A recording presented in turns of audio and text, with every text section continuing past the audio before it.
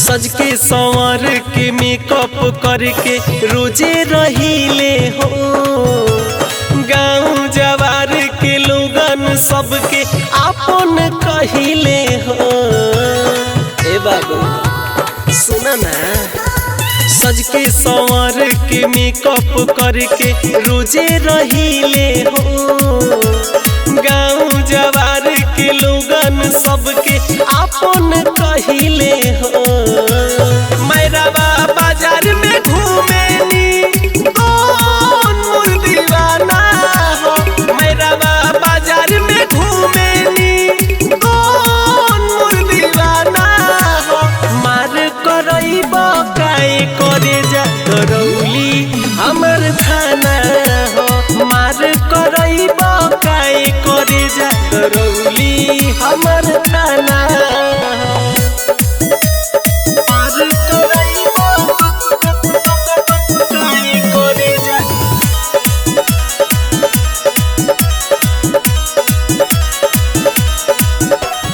अंदर आसाओ करेला हमर केयर। कितना जना पीछे भइल बाड़े हे, कितना जना पीछे भइल बाड़े हे बाबू।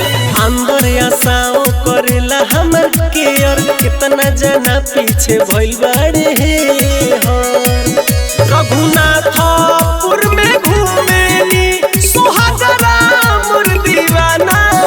रघुनाथपुर में घूमेनी सोहागरा मोर दीवाना हो।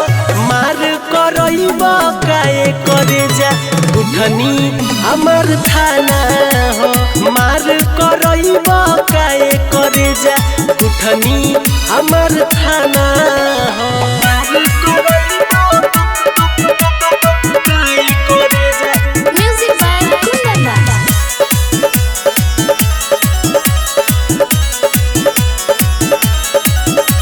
दुरौदा महाराजगंज हाथ हमर धरे। सुनाए अटल जीव मोहर डरे। दुरौदा महाराजगंज हाथ हमर धरे।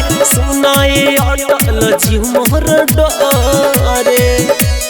पितिरा बाजार में घूमेनी जमापुर दीवाना हो।